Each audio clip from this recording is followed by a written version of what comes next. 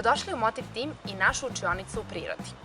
Danas ćemo malo pričati o kuvanju i punit ćemo baterije, tako što ćemo se potruditi da probudimo vašu i našu kreativnost, tako što ćemo upotrebiti inovaciju, a to znači spajanje postojećih i već poznatih sastojaka na jedan potpuno nov način. Kada uložite samo malo dodatnog truda, stvari mogu biti znatno bolje. Umesto da servirate obično 2 kugle sladoleda u činiji, možete to uraditi na mnogo zanimljiviji način. Vrlo je jednostavno, a mi smo spremni da počnemo. Za ovo malo remek delo, kojim ćete sigurno nekoga obradovati, pored sladoleda, bit će vam potrebni sledeći sastojci.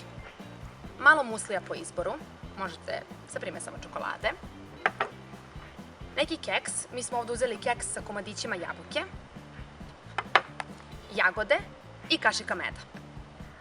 Oprane jagode, pomešane sa kašikom meda, izmiksujte u ovaj prelepi preliv.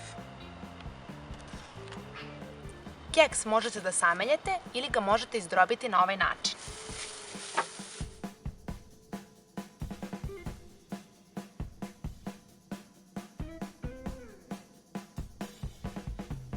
Sada počinjemo sa serviranjem.